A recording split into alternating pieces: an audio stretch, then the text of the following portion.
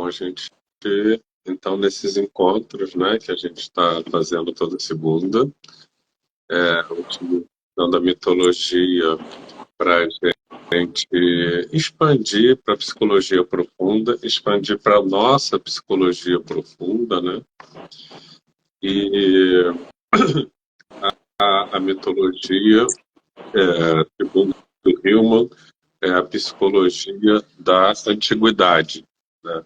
É a maneira como comportamentos foram comportamentos, falar comportamento seria muito reducionista, mas dinâmicas psíquicas, interações entre potências psíquicas foram retratadas em histórias, em cenas, porque talvez se repetissem muito, né? E talvez a gente possa dizer isso porque se repetem até hoje, né? O quanto os nossos dramas atuais que aparecem na, em filmes, que aparecem nas criações modernas hoje, muito audiovisuais, não têm sua origem lá naqueles mitos ou não são os próprios mitos vivos e recontados, né?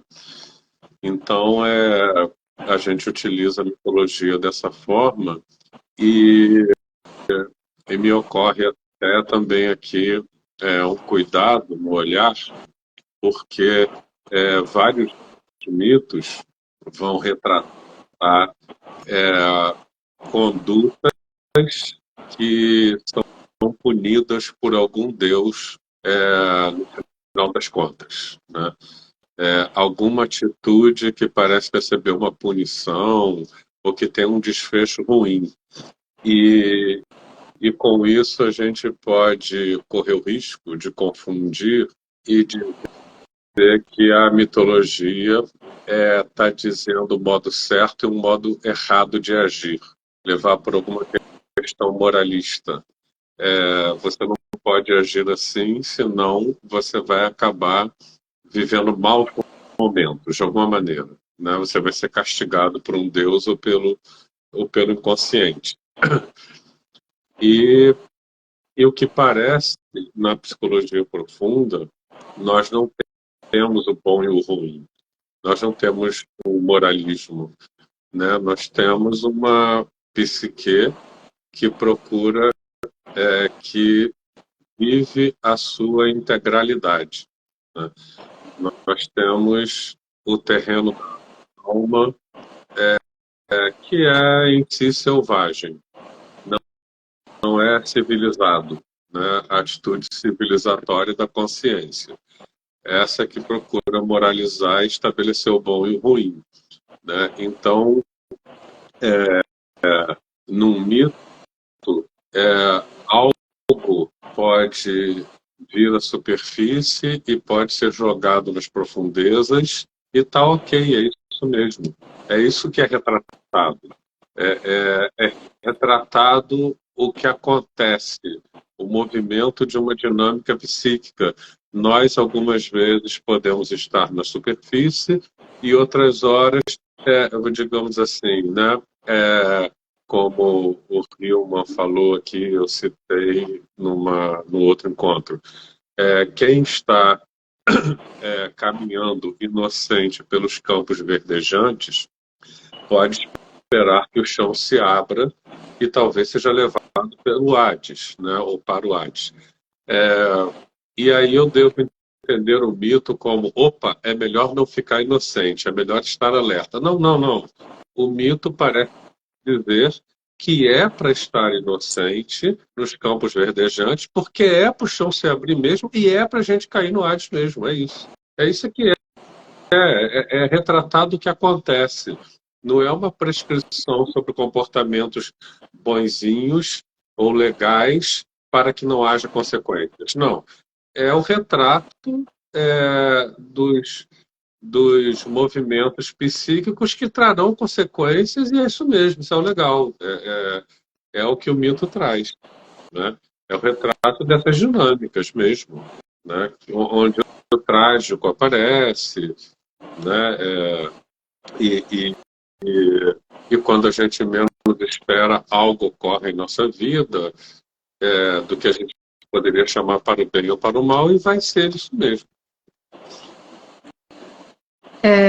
Em cima do que você está falando, né? O grego tinha na mitologia como fosse uma conversa dos deuses, uma maneira dos deuses se expressarem, informando ao mortal a arte de viver. E a mitologia, ela servia de modelo relacional para todas as situações que atravessavam o humano. Então, na verdade, é como se tivesse um grande léxico, né? Onde todos os estilos de atravessamento, de vida, de circunstâncias de queda, estavam ali mencionados. Olha, com fulano foi assim, com ciclano foi assado, mas como o Alexandre disse, não como um DSM, né? De faça isso para não ter um CID-X. Não, era uma eram imagens que atravessavam esse imaginário do homem antigo, e quando a gente perde essas imagens, o que sobra para nós é perder essa angiologia, ou seja, essa proteção angelical das imagens, e ficamos somente com a doença. Jung traz isso, né? Eles se tornaram doença, os deuses quando foram embora, a gente não tem mais essa mente simbólica, essa mente metafórica, ficamos com a literalidade das coisas. Em cima disso que você estava abordando, eu pensei numa coisa, aí enquanto eu falava, o negócio foi embora. Semana passada, a gente estava aqui falando sobre o ciúme, né? E eu recebi uns comentários no meu WhatsApp de algumas analisando as minhas, super interessantes, delas viajando, né? Nas proposições que nós fizemos, trazendo outras proposições. E eu queria estimular quem está aqui hoje, dividir com a gente, porque eu e o Alexandre vamos comentar esse tema de hoje em cima dos pontos que nos tocam, ou aonde a gente viajou, mas vocês podem ter as próprias viagens, né? Podem estar indo em lugares que a gente não tocou. E é bem bacana vocês fazerem essa troca, colocar aqui no chat, ou quem vai ver essa live depois colocar para a gente, porque a gente vai observando outras formas, né? De observar a cena mítica. E não tem lugar errado, não existe esse lugar errado. Da semana passada, que foi o ciúme, a gente terminou falando que a protagonista pedia, né, para o marido, se fosse trocá-la, que não fosse por uma brisa, porque na semana passada a gente estava vendo que ela estava achando que ela era atraída por uma mulher que se chamaria Brisa, mas Brisa era uma ninfa. Aliás, a Brisa era a Brisa mesmo. E essa analisando falou assim: olha, eu ouvi assim, eu vou morrer. E esse amor que eu tenho com você, não coloque uma brisa, uma coisa comezinha, passageira. Ela interpretou dessa maneira. Se for para alguém ficar num lugar que seja desse nível de profundidade do relacionamento. Então, para dar um exemplo onde cada um vai, que não necessariamente tem que ser no mesmo lugar que eu e você estamos tocando, né, Alexandre? Sim. A gente entende que a nossa realidade psíquica é imaginal, né? O que a gente tem são imagens do mundo, imagens de nós mesmos, né? Imagens do outro, e nós não temos um acesso direto ao que é o mundo, o que é o outro, que somos nós, né? Se as imagens ficam muito fixas, a gente a gente não tem chance de nos sentirmos diferentes, a gente não se adapta, a gente não amplia a consciência, né? A gente passa a ter uma visão única do mundo e das pessoas. Me lembrei agora de uma passagem do Jung falando do que é traduzido normalmente em português como cosmovisão, mas seria assim, uma visão de mundo, a visão geral das coisas, né? Que ele diz que quando a nossa visão de mundo muda, nós não sabemos se o mundo é que mudou ou se foi a nossa visão de mundo que mudou, ou ambos. E ele até fala assim, por certo que todos nós vamos morrer. Mas nós não precisamos antecipar isso petrificando a nossa visão do mundo, que já seria a morte, né? Isso aí. A vida é movimento e é o movimento das imagens em si, né? Então, no trauma, a imagem fica paralisada, né? E eu passo a ficar me definindo por aquilo. Se a imagem está livre, ela vai mudando, mudando, mudando, e os sentimentos vão sendo transformados em relação a tudo, né? A arte é uma maneira de transformar imagens, e o artista serve de porta-voz desse trânsito de imagens coletivas, né? E as histórias todas também, assim como a mitologia. A mitologia apenas ela parece trazer imagens que são coletivas, muito fortes e básicas para a humanidade inteira, né? E aí por isso a gente se utiliza dela. Agora eu lembrei o que eu ia falar quando você começou a dizer que a gente não tem que pegar aqui a cena mitológica e imaginar, tem que fazer assim para não ser punido. Olha lá, foi castigado porque não rezou naquela cartilha. Eu lembrei. Na antiguidade, não se via a cena de uma pessoa ser transformada como Licaon em lobo, como uma punição e um castigo meramente, uma coisa assim dissociada do contexto. Havia sempre um movimento que levava aquilo.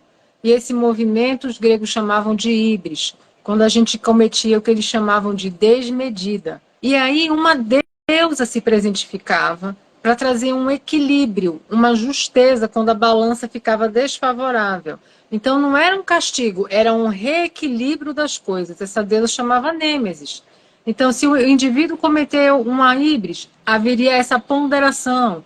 Digamos que ele cometesse uma ate ou desvario, também iria por isso. Então, não era visto como uma mera punição ou castigo que foi jogado assim no luxo, no meio da parede. Não, ela tinha um fundamento, ela estava justificada por uma atitude anterior que levava a essa necessidade de um reequilíbrio das coisas. Então, e caminhava mais ou menos por esse lugar. Então, por exemplo, se a gente vê a desmedida como uma inflação do ego, como um egocentrismo, como um fazer demais, e isso é punido pelos deuses, né? Punido pelos deuses significa que haverá consequências, né? Mas se eu uso isso para pensar, então eu serei um sujeito equilibrado, eu não vou entrar em nenhuma desmedida, então eu serei humilde, então eu serei simples. Eu consigo isso? Quer dizer, existe, nós temos assim, há muitos e muitos anos, né? Talvez há centenas, sempre preceitos de como viver melhor, né? E nos últimos anos nós somos afogados, primeiramente em livros de autoajuda e depois, agora, nas redes sociais, sobre o que fazer para ser melhor ou viver melhor. Alguém consegue isso? Quando eu decido ser uma pessoa mais virtuosa, ou bom, ou decente, etc., eu realmente eu consigo ser o que eu decido, né? Se eu decido não sentir raiva, eu consigo, né? Se eu decido, aliás, o Jung também fala isso, da surpresa quando a gente vê que quando a gente mais decide fazer o bem, é o mal que a gente se pega fazendo, né? Então, eu mando realmente no que eu sou, ou eu sou surpreendido por coisas que eu não queria dizer, sentimentos intensos que eu não queria ter, e quando eu surpreendo, já está ali, né? Então, essas coisas que me tomam com essa potência e que eu não queria, os gregos parecem ter chamados de deuses, né? E a mitologia vai dizer que vai haver uma inflação do ego, um excesso, né? Toda patologia em cima de excesso, né? O transtorno bipolar é um excesso de oscilação. O transtorno depressivo é um excesso de tristeza, de uma queda para baixo, né? A mania também está sendo entendida como um excesso de energia. Então, o pânico tem um excesso de medo e uma fixação nesse medo, inclusive no medo de ter crise de pânico, que é a maior causa da crise de pânico. Então, tudo está fundamentado no excesso. E a mitologia, em algumas histórias, vai dizer o que acontece com as pessoas que caem no excesso. Mas seria para eu dizer, então não terei excessos. Pode ser que isso mesmo já seja um excesso. Eu achar que consigo não ter excesso. Então a mitologia não está sendo para dizer não tem excessos. Tá dizendo você vai ter excessos e vai acontecer e pode acontecer tais coisas com você. Só para você saber. Mas não vou ter, não. É que é isso aí mesmo, pronto. E você disse uma coisa também que eu gostei muito, que o mito é a vera narratio. Então ele está narrando as coisas do jeito que é. Então não é para a gente ouvir, então se eu for por esse caminho vai dar ruim. Não, ele está narrando, aquela é a cena. Alguma coisa que você falou antes me lembrou dessa expressão, né? A gente hoje vai ver uma sequência, né? Parece que a gente, sem ser proposital, está numa escolha de temas que fala de relacionamento, né? Então a gente veio do ciúme na semana passada para o tema de hoje, que também orbita, né, nesse campo relacional. A gente pode ver de diversos ângulos o mito que a gente vai trazer hoje. Só que a gente escolheu trazer uma abordagem. Mas você que está assistindo agora com a gente, você que vai assistir depois, pode ter suas próprias viagens, dividir comigo, com o Alexandre. A gente vai adorar ler as suas viagens e a gente viajar junto, porque essa releitura da cena mítica é para isso, para a gente fortalecer o devaneio. E devanear junto é mais gostoso, né?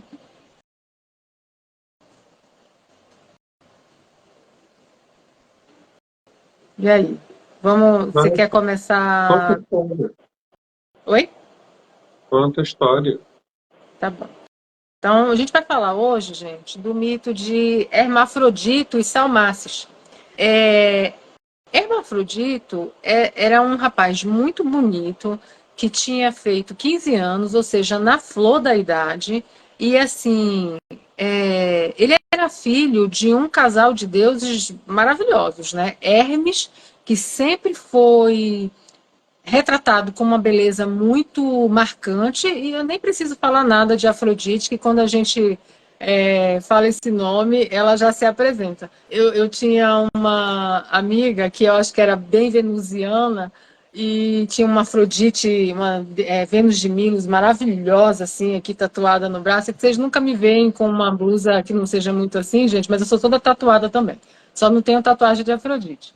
E aí, quando a gente chamava ela se virava assim, mostrando sempre o ombro e respondendo assim, parecia que estava Afrodite ali incorporada na pessoa. Então, assim, a Afrodite suscita em nós já essa coisa doce, a nossa boca já fica aguada. Pois é, esse jovem, muito bonito, era filho de Afrodite com Hermes. A cena mítica de Ovídio não narra, assim, a profundidade da beleza dele. Mas se a gente for ler outros mitólogos, porque a gente está falando da poesia de Ovídio, né? Mas eu sempre trago aqui a visão de Pausânidas ou Apolodoro. Hoje eu vou trazer um pouco do Junito. O Junito diz que Hermafrodito era bonito como Narciso. Eu achei isso super interessante, só para dar para a gente a imagem do tipo de beleza que a gente está falando. E ele está falando também que esse nome Hermafrodito e a interpretação que a gente dá é tardia, e que se deu essa interpretação para poder juntar com o nome Hermafrodito. Para o vídeo, a história é a seguinte: Hermafrodito é um jovem muito bonito, tem 15 anos, não conhece nada da vida, nada do amor, e resolve passear nesses tais campos verdejantes que Alexandre estava falando aqui, que a gente tem que passear mesmo, todo inocente.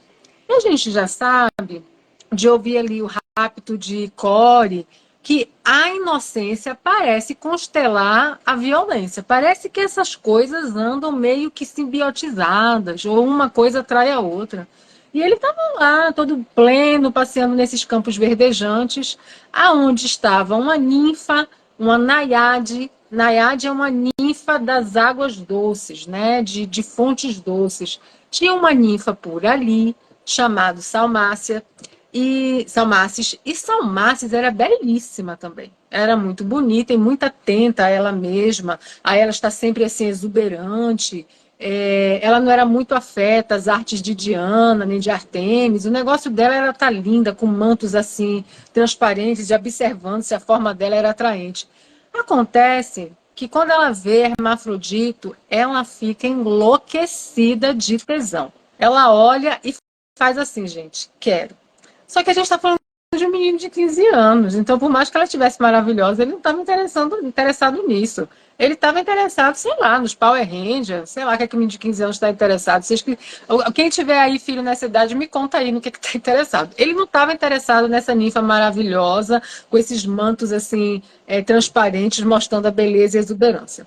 Quando ela o vê, ela começa a chavecar. Nossa, essa belezinha, esse boy magia, ele tem namorada, eu adoraria ser a nora da mãe dele. Começou com uns chavecos assim, e o menino fica super incomodado e fala para ela que se ela continuar assim, ele vai embora. Aí ela se contém, para de lançar chaveco nele, e aí ele vê aquela águas, né, de fontes límpidas, atraentes, devia estar um calorão, e aí ele se coloca a mergulhar ali e ela fica à espreita. E aí o vídeo narra assim, que ali brota o desejo, porque a ninfa fica com a boca babando de desejo por ele e se esconde, né? A gente já sabe o que acontece, né? Com esse pessoal aí que se esconde, fica vendo o banho dos outros, né? Geralmente esse negócio não termina bem. Aí ela se esconde, ele fica se sentindo muito seguro. Olha lá, o cara caminhando nos campos verdejantes, bem aleatório. Pois é, foi ele. Ele ficou nadando ali naquela fonte, achando que estava tudo bem. Tira a roupa. Aí a ninfa pensou assim: peguei. Ela se joga na água, extremamente rápida, se aninha nele. O vídeo narra lá que parece uma serpente serpenteando o corpo, porque o vídeo é cineasta, né, gente? Aí ele fala que a ninfa fica parecendo uma serpente no corpo de Hermafrodito, fica parecendo um polvo cheio de tentáculos ali nele, e ele desesperado se debatendo. Aí a bicha surta, porque no lugar dele achar bom que a mulher está enchendo ele de beijo e coisa e tal, ele não gosta. Ele fica extremamente incomodado e aí ela lança uma maldição nele e diz que algum Deus vai ouvir e não vai deixar que nunca mais eles se separem. Pronto. Ferrou. Ali se dá a metamorfose. Hermafrodito deixa de ser o que ele era, a ninfa também perde suas qualidades características e eles se transformam em algo que nem é um homem e nem é uma mulher. Eles ficam sem características. Eles não se transformam em uma coisa e também não são mais duas coisas. O vídeo coloca nesse campo, que parece que não é uma coisa, não era o que era antes e não vem a ser nada. Fica num outro campo isso, né? Hermafrodito, quando se percebe nessa posição simbiotizado com essa ninfa, ele pede aos pais e é interessante o vídeo dizer, o vídeo diz que ele pede aos pais que todos que se banhem ali sigam o mesmo destino trágico que ele. Mas olha, Junito fala um lugar que eu acho muito curioso. Junito fala que o pedido de Hermafrodito é que quem venha a tomar banho novamente nessas fontes de Salmácios fique impotente. Então não vai ter direito a conceber nem de fecundar. E assim acaba a história do jovem Hermafrodito, que, segundo Junito, né, essa interpretação e esse caminho da cena mítica é dado para poder justificar esse nome Hermafrodita. De qualquer maneira, para um lado ou para o outro, eu acho muito interessante as passagens que a gente vai ouvir já já, o vídeo trazendo com as palavras dele, né? A ninfa jogando a praga, o lugar onde ele pede aos pais para que quem mergulha ali naquelas águas se transforme num ser hermafrodita como ele, o lugar do desejo, aquele lugar que ela deseja, que a gente chega a ver a pessoa com a boca cheia de água, né? A gente vai ver daqui a pouco. E aí, Ale, o que você achou? A gente estava aqui viajando nesse desejo de fundir-se ao outro, né? Desse desejo de possuir até se tornar o outro, né? Possuir até o nível do indiferenciado, né?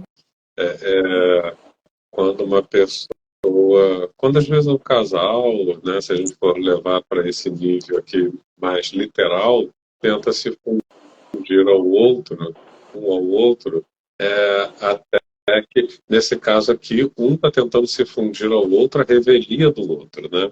Isso. E isso até um nível de indiferenciação, né?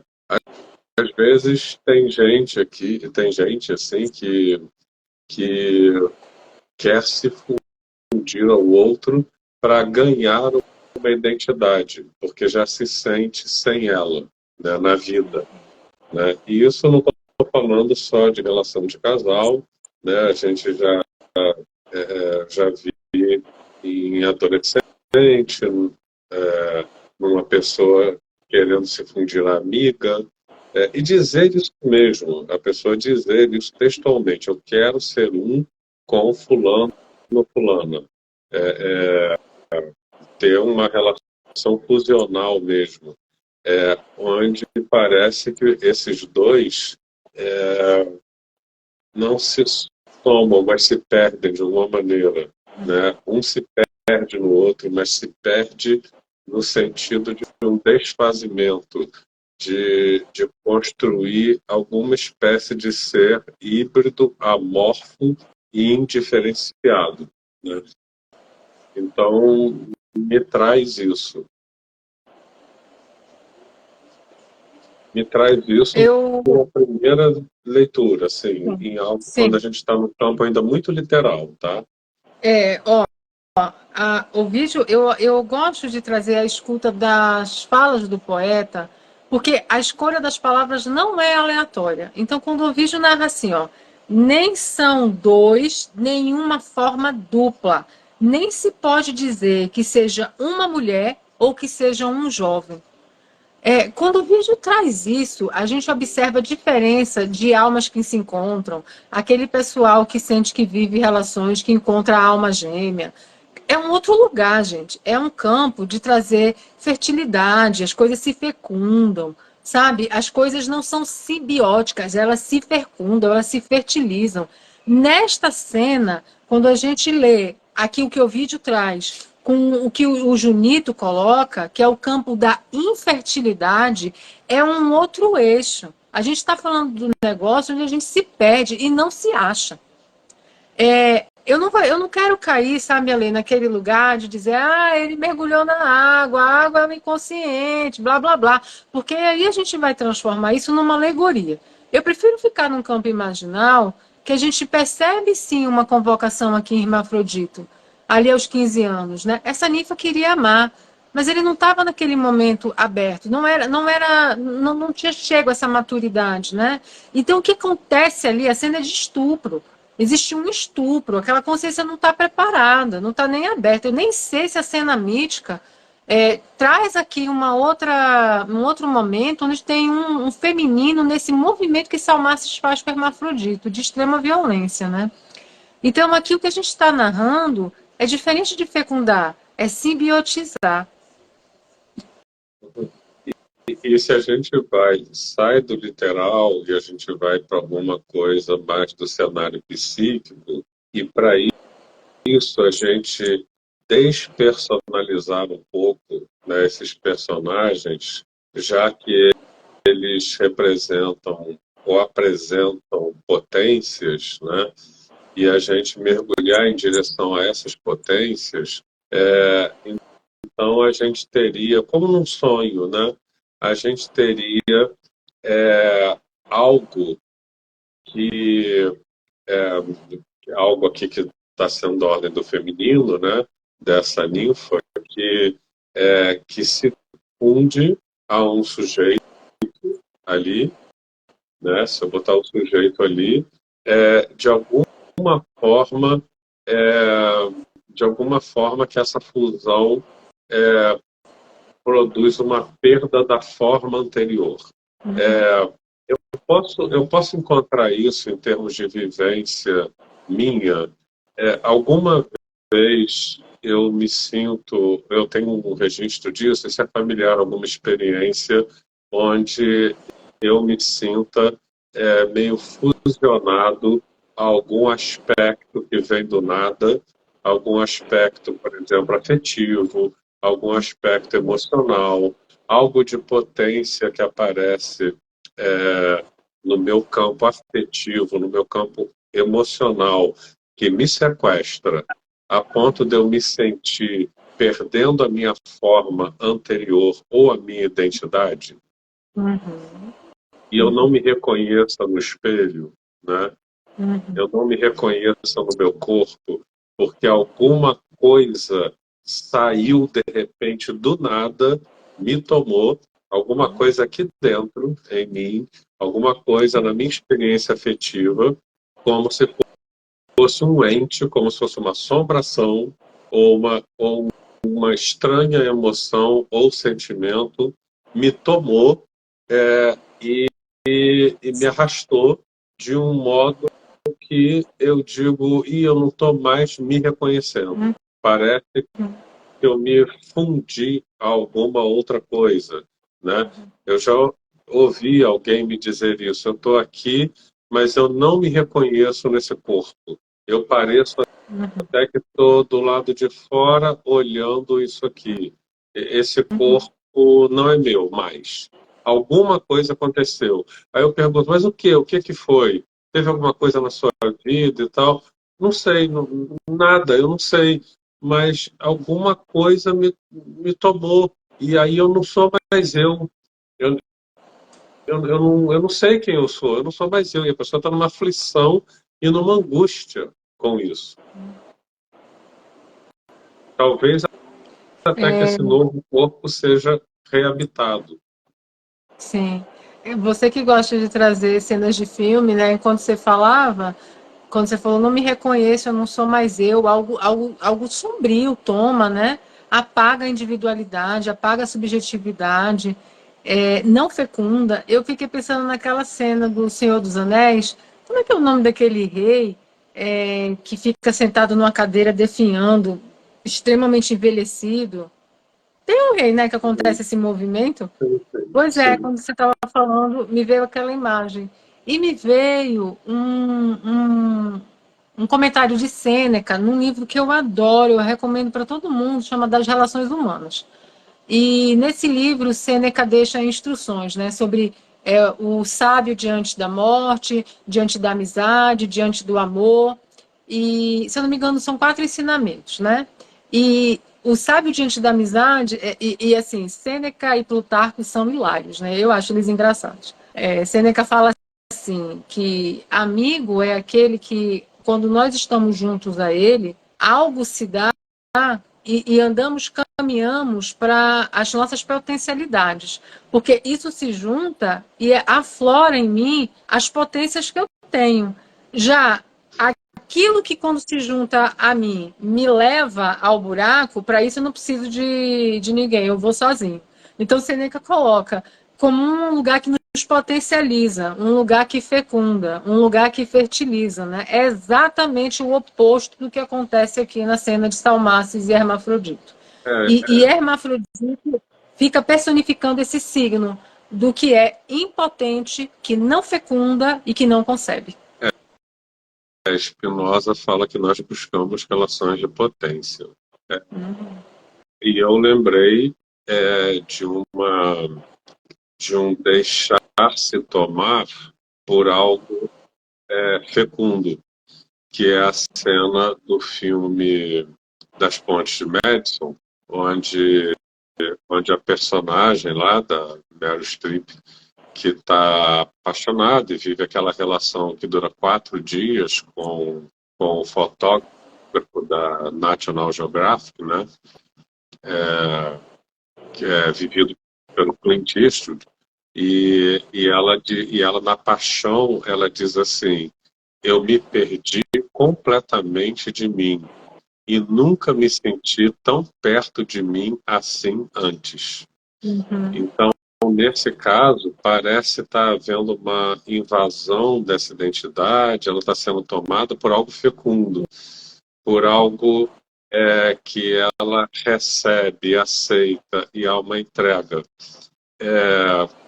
Nesse outro exemplo, né, que a gente está contando, parece que o personagem é tomado por algo que sequestra, que é a revelia e que deforma de alguma maneira e não fecunda. Qual é a diferença, né, dessas duas situações? Talvez uma diferença seja no estado da consciência, porque Isso. porque quando eu sou tomado à revelia por algum conteúdo emocional e eu luto contra, eu não quero, eu não aceito, geralmente eu vou me tornar extremamente colado a esse conteúdo emocional, ele se tornará fixado e eu talvez seja possuído por ele. Agora, quando há um receber de braços abertos, quando há uma entrega, há uma consciência livre que não está colada e identificada. Então, ela recebe de outra forma. Né? Essa Perfeito. é a viagem que eu estou fazendo aqui. Perfeito. Para mim, a gente está falando de estilos de queda. Gente, quando a gente fala de estilos de queda, pensa que para o grego é muito comum a terra se abrir e o próprio senhor do Hades, que recebe o nome de seu reino Hades, sair e capturar você. Ou a gente descer para esse lugar do Hades, os ínferos, para buscar sabedoria. Então, assim, a mítica grega está sempre nos convocando a olhar que tem descida, que tem queda, que a convocação é essa dimensão da alma, da profundidade. Agora, isso que o Alexandre falou é a chave. Como é que eu desço? Eu desço puto, eu desço sem querer ir. Eu percebo que eu vou descer e nego, não quero descer. O Alexandre tem um artigo muito legal que ele está gestando sobre a depressão e esse lugar onde a gente se nega a descida, né? Onde é que a gente fica? Fica numa área que não, nem sobe, não tem impulso para subir, mas também não desce. E não consegue, como não desce, extrair as pérolas que a gente pode ter ao fazer esse movimento. Então, assim, esse tema da descida é tão interessante que eu e o Alexandre estamos pensando em fazer um curso só sobre isso. As descidas. Porque essas descidas que a gente está vendo na cena mística, a gente vive no nosso dia a dia. A gente se separa, deixa de ser aquela mulher com status de casado. Isso é uma descida, gente. Isso é uma descida, isso é um luto. Como é que isso é vivida? Vivo puta, xingando a mulher que apareceu na vida do meu ex-marido, me xingando, xingando Deus e o mundo. Isso é um estilo de descida. Vai descer de qualquer jeito.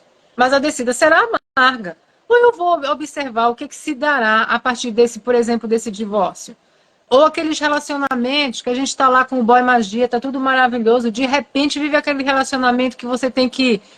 A sensação que dá, né? É que você tem uma tornozeleira eletrônica e o oficial de condicional vira o boy magia, que aí virou o boy lixo, que você tem a cada 5 minutos dizer onde está. Como uma amiga minha mineira fala, onde eu tô, ponto eu vou. Tem que dizer isso o tempo todo. Quer dizer, isso é a diferença entre esse estilo que o Alexandre está dizendo, que o próprio filósofo traz, e a descida que Hermafrodito traz. Porque essa história de Hermafrodito também é uma descida. Mas é uma descida totalmente à revelia dele, que ele se nega o tempo todo e que ele não quer viver. E como a narrativa traz essa ideia da fusão também, a fusão também pode ser vivida de formas diferentes, né? Sim. Como é que é a diferença entre alguém que diz que quer se fundir ao outro para ganhar uma identidade ou preencher um vazio de vida, ou a pessoa que está em meditação e diz que se sentiu fundida ao cosmos, né? Onde eu e o mundo somos um, né? Sim. No primeiro caso, tem alguém que está tentando se preencher com a identidade alheia. No outro, tem alguém que já está conectado a uma identidade e oferece apenas espaço para uma ampliação Sim, de consciência, né? sim.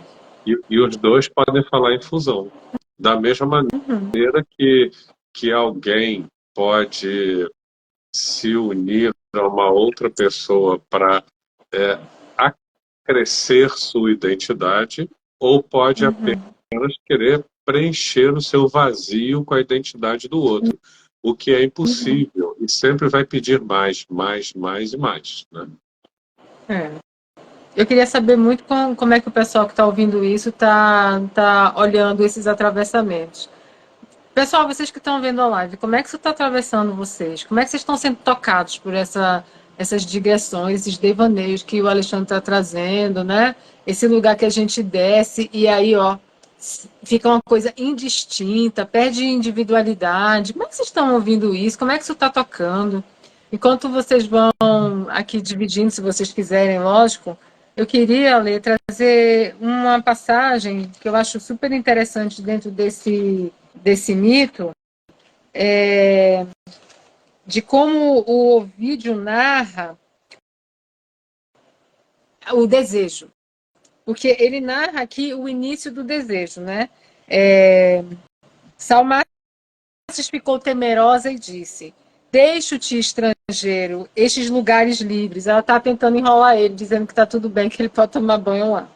E faz menção de retornar sobre seus passos. Então, olhando para trás, entra num bosque de arbustos, esconde-se e, dobrando os joelhos, baixa-se. E ele, julgando que não era olhado naqueles prados desertos, anda daqui para ali e mergulha os pés até o tornozelo nas águas que brincam.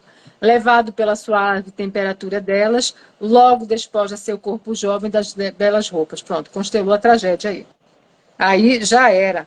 E a parte onde ela joga praga nele também é muito interessante, ó. Ele está lá se debatendo, né?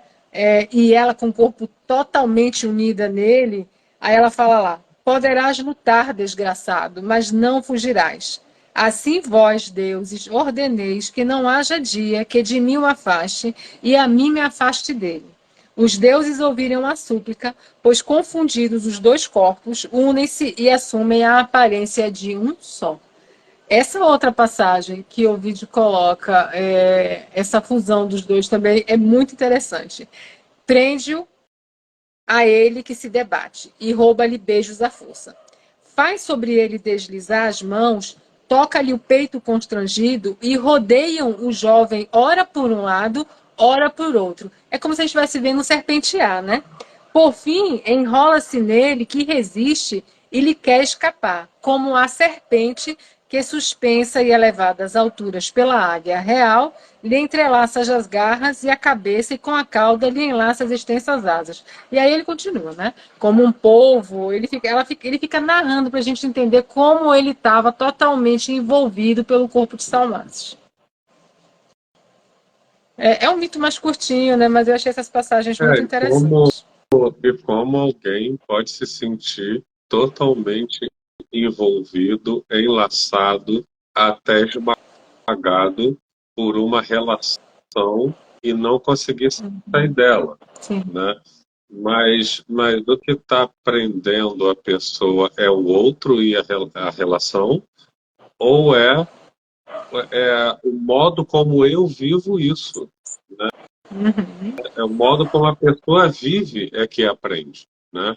Sim. Então, porque nós estamos falando de cenas psíquicas, né? Sim. E isso não, a gente não precisa ficar só em relação Uhum. de casal, mas em relação de mãe com filho, algumas amizades, Uhum. e por aí vai, né? Onde uma pessoa precisa se preencher com a outra, Isso né? O que, aí. o que que precisa se preencher do outro, né? Porque também não suporta o vazio, não Uhum. suporta o próprio vazio. Uhum. Qual é o problema de ficar vazio? Que tal bancar o vazio, né? Sim. Você consegue ler o comentário que subiu aí? Eu não vou conseguir, gente, porque eu tô sem óculos, não vai rolar. Mas você consegue, Alexandre, ler? Laura, penso na transgressão de estar em verdes campos sem ter a maturidade para lidar com o que aparecer pelo caminho. Laura, ó, que legal que você compartilhou esse atravessamento que te deu. E sabe, Laura, quando você traz isso, eu não posso deixar de brincar, né, de trazer uma cena mítica dentro da outra. Porque essas coisas dentro de nós, elas estão em relação, elas não estão isoladas. A gente não tem só um salmacis e um hermafrodita atuando em algum lugar da consciência. A gente tem vários estilos aqui de personagens aqui, como se fosse um condomínio mítico, um condomínio de deuses, né? Core era uma menina, né? Core, o nome Core em grego é pupila, é uma menina, é uma aprendiz. Core está lá, ó, nos campos verdejantes, colhendo narcisos, né? Colhendo flores. De repente, abre-se a terra. Gente, imagina essa cena. Você está ali, ó, uma pupila, a menarca, a primeira menstruação acabou de descer, abre-se a terra e de lá vem uma carruagem com um homem feito, catando você e levando você para dentro das entranhas da terra. Olha, só a cena da gente falar isso daqui já é assustador. Mas, Laura, essa menina estava pronta para isso que estava para acontecer com ela. Porque na hora que isso ocorre, a pupila é a parte mais preciosa do olho. Ela troca um olhar com Hades e ela entende ali o chamado. Então ela desce, é um rapto, mas ela desce de um outro lugar.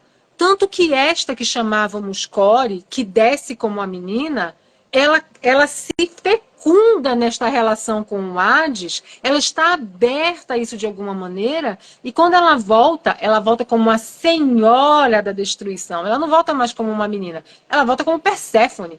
Ela volta como a rainha do submundo. Então, olha a diferença da gente ter, vamos chamar de uma oportunidade. A gente tem uma oportunidade de descida, a gente chama de outra coisa. Desgraça, horror, punição, castigo. Mas na psicologia junguiana a gente chama de oportunidade. Então, olha a diferença de um estilo de consciência core, que aceita, e o estilo de consciência hermafrodito, que se nega, diz que não quer de jeito nenhum, e aí o que acontece é isso que a gente está vendo, constela a tragédia. Fez sentido, Laura?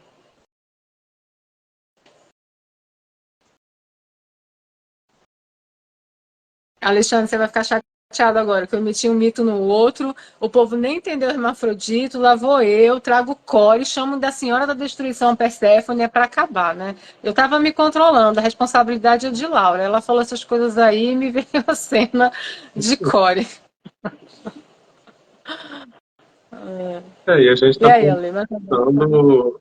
Laura respondeu que sim, tá? Beleza.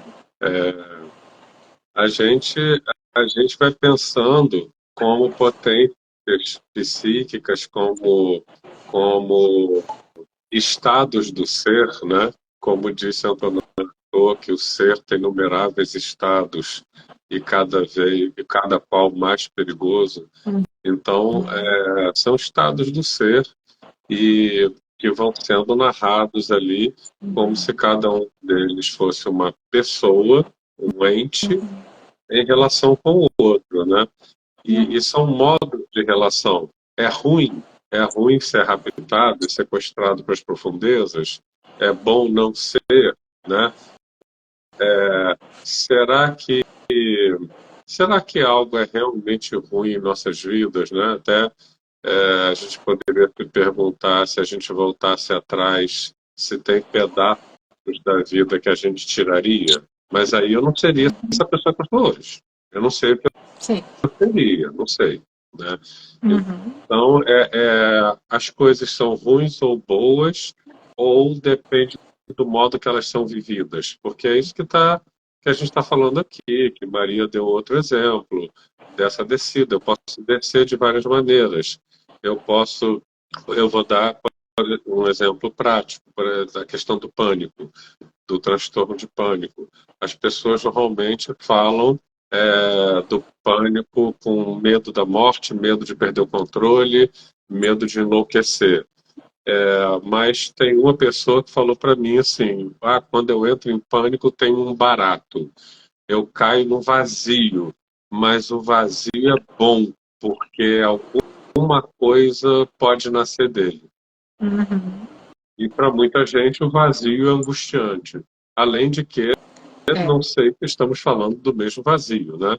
Tem apenas o mesmo nome. Então, depende do que é experienciado, né? Teve uma Isso. pessoa que falou para mim recentemente que está em depressão e está horrível e tal, e eu lembrei para ela assim, poxa, eu lembro quando você há uns 14 anos atrás falou para mim assim, eu estou em depressão, eu fico tão feliz, é tão bom ficar em depressão. E aí ela É se como lembrou, através. e aí ela se lembrou por causa do contexto, porque como é uma pessoa muito esquentada e brigava muito, quando ela estava em depressão, ela não brigava, ela ficava aceitando tudo, aí ela tinha paz, É. né? Então, e ela Bom, agora está vivendo a depressão de uma outra forma, viveu a sim. depressão se deprimindo. Então, né, como é que é para cada um? O que é a coisa, né? Uhum. Depende de como eu vou vivê-la. Bom, eu acho que o Rodrigo está aí. Rodrigo, você está aí? Se tiver, dá um oizinho aí no chat para a gente ver que você está. Já deu. Já deu, tá aí, né? A gente vai parar a live na próxima segunda-feira, que a próxima segunda-feira é carnaval. Então a gente não vai querer que Dionísio fique bravo conosco. Nós vamos festejar e honrar os festejos de Baco. Voltamos na outra segunda-feira. E assim, a gente está com uma ideia muito interessante. A gente tem no WhatsApp um grupo do Instituto Ecos, né? Que faz parte desse trabalho que eu e o Alexandre aqui trazemos toda semana, mas não só da mitologia.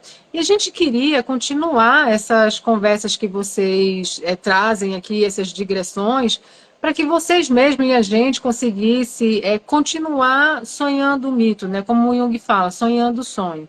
Então, eu não sei se hoje o Rô vai conseguir, em tempo hábil, deixar um grupinho só para as lives do Ovídio, Rô, se você conseguisse colocar um grupinho lá no Instituto Ecos e colocar aqui o link para o pessoal, quem quisesse, tivesse interesse de continuar essas digressões, trazendo algum sonho que vocês tivessem, alguma coisa que atravessasse durante a semana, a gente poderia continuar essas conversas sobre aquela live da semana, enquanto a gente está gestando a live da próxima, né? Se o Rodrigo não conseguir em tempo hábil, até a gente terminar a live isso, a gente traz essa ideia já finalizada para a próxima live, já coloca aqui como um grupinho do WhatsApp fixo, que são das lives de Ovídio, e também para a gente aprofundar mais esses estudos, para quem gosta de mitologia simbólica. Né? É isso, Ale. Você quer dizer mais alguma coisa? Não, é isso. Então a gente agradece e retorna daqui a umas 2 semanas. Isso aí. Maria falou de cursos e grupos que a gente está em formação, está no forno, mas a ideia é, é que as coisas nesses grupos sejam vividas e Isso. sejam compreendidas pela vivência e não apenas por aulas assim, que são mais, que é o que cabe para lá, né? Mas é isso. É isso aí. A gente está convocando para a experiência de alma, né? Que não é nada diferente do que Jung deixa para a gente de uma maneira maravilhosa naqueles livros negros. Para quem é psicólogo, para quem não é psicólogo, para quem é terapeuta, a gente não está falando de uma coisa acadêmica, que a gente vai aprender conceitos. Nem estamos falando de aqui sairmos mitólogos. Estamos falando do seguinte: como é que essa experiência toca cada um de nós? Como é que a gente sai daqui e vive esse hermafrodito, esse espaço, esse lugar? Para mim, os deuses são lugares. Como é que esse lugar conversa comigo? E como ele se simbiotiza, se relaciona, como é que isso se dá com os meus conteúdos internos? Então, é essa a proposta dessa live. Não é sairmos daqui sabendo o nome de cada um dos personagens da cena mítica, mas é aprender a ouvir com alma. É uma escuta que vem do coração, é uma escuta conectada. Tem gente que fala assim, Maria, como é que você decorou isso tudo? Não, gente, eu não decorei. É que é uma escuta conectada. Então a gente vai memorizando, essas coisas vão começando a trazer sentido e significado desse lugar. Como acontece quando a gente vê um filme e esse filme parece que diz algo que é familiar de modo intrapsíquico. Eu tenho uma experiência interna semelhante ao que é retratado no filme embora eu nem saiba dizer porquê nem o quê. Só Isso que aí. bateu. Só É. isso. A Então, gente, vocês não precisam mitologia decorar ao nada. cinema de... Não precisa decorar nada. É só saber sair daqui dizendo assim, não sei reproduzir nada, mas me tocou. Pronto, é isso. Everton, bom é você aqui também, viu? Gente, boa noite para todo mundo, bom carnaval.